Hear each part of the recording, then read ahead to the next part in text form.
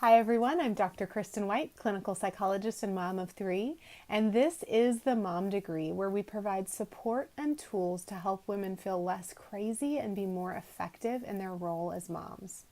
So right now we are in a series about the holidays. Hopefully that feels even more welcome this week since we are now past Thanksgiving and officially into the Christmas season. I can use the C word now, with joy, hopefully, and not any, maybe a little anxiety, shopping, that kind of thing. But hopefully much more joy than in the last video.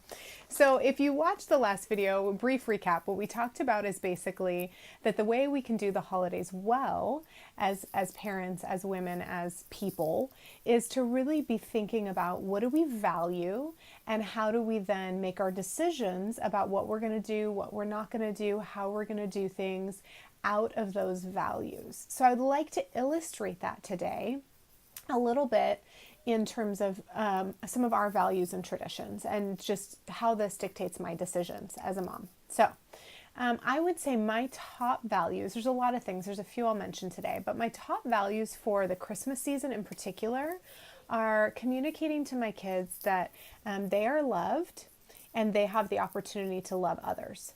And to me, that's in line with my spirituality. I mean, I think that makes good people, but I think that's also in line with my spirituality and the idea that this whole season in my mind is about Christ. And, he loved us while we were still sinners, while we were still broken. And now he calls us to receive that gift and that love from him and love others. So to me, that feels like teaching them and focusing on those values feels very consistent. I know Christmas is more about the birth of Christ than the death, but if it feels very consistent with what I believe about the holiday and just generally what I want to teach my kids. So you don't have to agree, but what I want to show you is how that then flows into some of my decisions about the holidays. And the first one is this is why I hate Elf on the Shelf. Okay, so let me say, I think Elf on the Shelf is hilarious.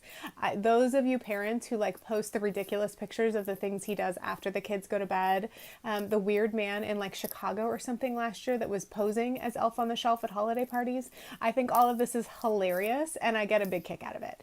But Elf on the Shelf is not welcome in our house. And the reason is because my husband and I really sat down and talked about what is Elf on the Shelf communicating? Okay, so as I understand it, as I think the book communicates, it's basically, for those of you who don't know, there's a really big thing where I live, but I don't know if it's gone nationwide yet. But basically, Elf on the Shelf is this little elf that comes and sits on your shelf. And the idea is every day he goes back and reports to Santa Claus if you've been good or bad. And if you're good, and then he the next morning he's sitting someplace else, which is fun, right? The kids have to find him because he's moved during the night. And then the idea is he's keeping track of your behavior. And if you're good enough, then you'll get your Christmas presents. So that, again, hilarious. I see the fun in finding him, but that is not what I want to communicate to my kids about Christmas, really about much of any time of year, but especially around Christmas. That to me is about the external of good or bad behavior, which is super convenient for parents. So God bless all of you who use Elf on the Shelf. I get it. It's like an extra way to keep your kids in line. I understand the appeal of that, but ultimately it's not consistent for me with what I value because I want the focus more to be on, yes, we want to behave well, but what comes first is that we're loved. We're loved deep down in our core, and out of that core, we love others. And if we're focusing on that, the good behavior is going to come most of the time, and if it's not, there's a good reason. But the focus just on the external, I've talked about this in other videos when we talked about child discipline. To me, it's not just can I get my kids to behave well when we go in public, but what's really in their hearts. And what I want to be in their hearts is that they're loved and that they can love others. And so I am not a fan of Elf on the Shelf because it's not consistent with my values. So I am a fan of Christmas. I love the holidays, not just the Jesus part. I love Christmas trees. I love Christmas lights. I love Christmas music. I know some of you hate it. I love it. I love Christmas. I have not outgrown it. And so I do want to celebrate. And since I'm not going to do Elf on the Shelf, by the way, I know some moms have gotten really creative that instead of being about good and bad behavior, it's an angel or it's still the elf and they come and tell you kind things to do. That would totally be, I would do that. If we didn't already have a tradition, I would do that because I see how that's consistent with my values. But before we came up with that, God bless Pinterest. I found the idea on Pinterest of doing a Christmas bucket.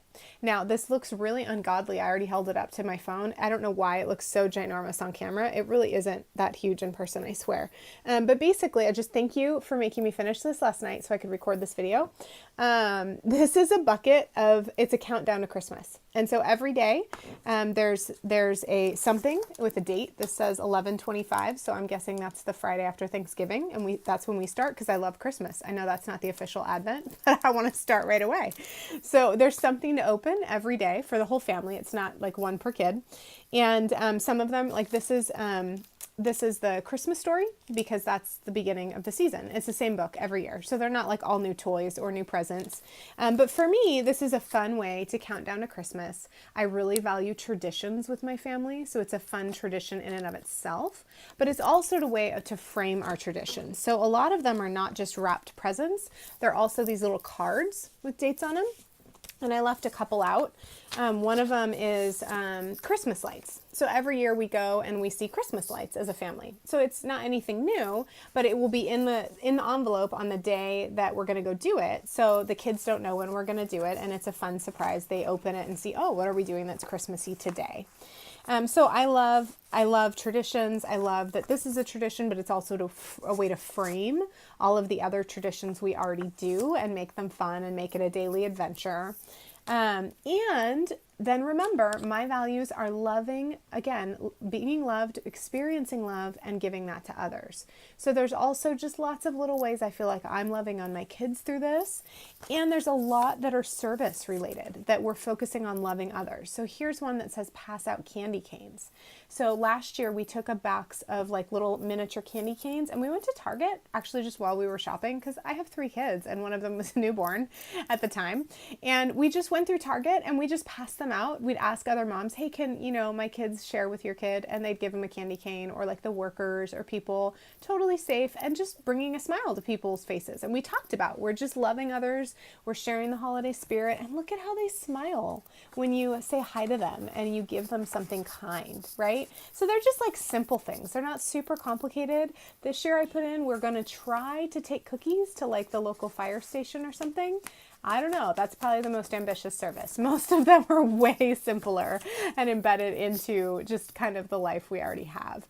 But it's focusing probably about a third or half are service. So it's focusing on in the holiday, we receive all kinds of fun stuff. We are loved. We are provided for. We are so extravagantly blessed. And I want to acknowledge that and share that with them while, of course, telling them they are extravagantly blessed, which I'm sure they love.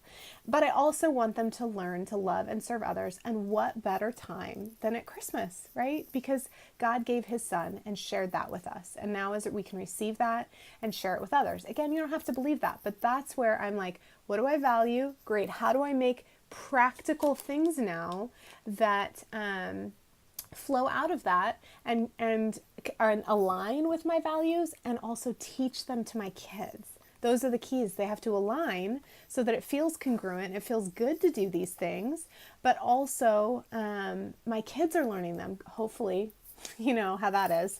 And on that note, of course, since spirituality is important to me, this also has a bunch of Christian themed ones. So I told you and some of them are the same. My kids haven't figured this out yet, but every year the very first one is a Christmas story, and it'll get a slightly more advanced copy as they get older. But every year the first one's a Christmas story, and the Christmas day before we open presents, they have to find the baby Jesus and put him in a manger. And there's like a riddle for it.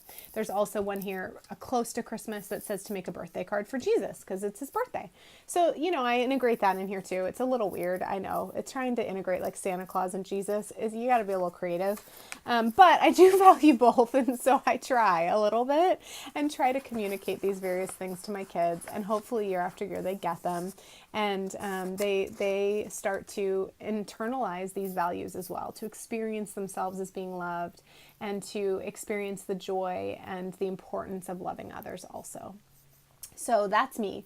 That's how I take my top values. I think about, what do I really want this Christmas to be about for me? What do I want to really teach my kids about? And I think, great.